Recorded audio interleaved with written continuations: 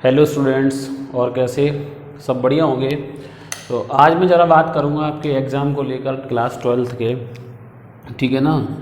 तो class 12th के exam की कोई न्यूज़ है जो मैं बता दूँ आपको। तो पहले मैंने पुराने वीडियो में बोल रखा है कि 1 जून या 2 जून को इन लोगों की मीटिंग होने वाली है। 1 जून या 2 जून को इन लोगों की जो मीटिंग होगी उसके बाद डिसाइड करेंगे ये लोग कि एग्ज़ाम कराने हैं और कब कराने हैं। लेकिन अभी जो सिचुएशन है कोरोना वायरस की, उसके अकॉर्डिंग तो मुझे नहीं लगता कि 1 या 2 जून में ये लोग डिसाइड कर पाएंगे। लेकिन मीटिंग तो होगी। तो 1 या 2 जून तक मैं तो यही कहूँगा, जो 20% स्टूडेंट हैं, रियलिटी बता रहा हूँ मैं, 20% स्टूडेंट जो हैं वो लगे पड़े हैं, वो मेहनत कर रहे हैं, दिन रात पढ़ रहे हैं, वो जैसे वो पहले पढ़ रहे थे वैसे। तो उनके लिए तो मैं यही चाहूँगा एग्ज़ाम हो, लेकिन 80% के लिए मैं यही चाहूँगा एग्ज़ाम ना हो। तो क्योंकि 80% वालों के साथ मैं इसलिए जा रहा हूँ क्योंकि आपकी हेल्थ ज़रूरी है। लेकिन एक खास बात ये है, मैं बता दूं आपको, अगर ये जून को बोलते हैं ना, तो जून में अगर ये देंगे तो ये 20 से 21 तारीख तक आप लोगों को बता देंगे स्कीम वगैरह देके। तो आपके जो एग्ज़ाम है वो जुलाई में शिफ्ट हो जाएंगे। ठीक है ना। लेकिन अगर जुलाई में भी यही सिचुएशन रहती है कोरोना वायरस की, ठीक है ना, अगर जुलाई में भी यही सिचुएशन रहती है तो आप याद रखना कि एग्ज़ाम अगस्त में नहीं जाएंगे। ठीक है ना।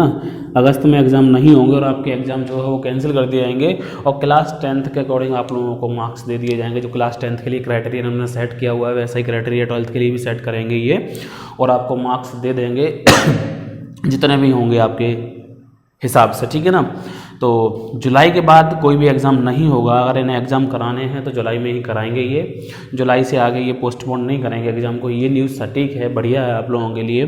तो अगर ये 80% वाले प्रे करें भगवान जी से तो हो सकता है जुलाई तक कोरोना वायरस कम ना हो। वैसे मैं तो ये चाहूँगा कोरोना वायरस का कहर कम हो जाए, क्योंकि अगर आप लोगों ने मेहनत करी है तो मेहनत का परिणाम आप लोगों के टैलेंट के अकॉर्डिंग होना चाहिए। आप लोगों को पर दया भीख के हिसाब से नहीं होना चाहिए। तो एकदम दया भाव दिखाना होगा, सिंपैथी हो गई भाई, ठीक है पास कर दो सबको ना।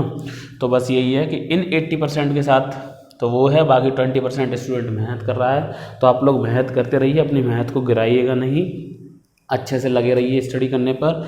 और यही प्रे करूँगा मैं कि जो 20% वाले स्टूडेंट हैं जिन्हें रियलिटी में दिल से पढ़ाई करी है, उनकी परसेंटेज अगर एग्ज़ाम नहीं होते तो दिल से ही अच्छी आनी चाहिए।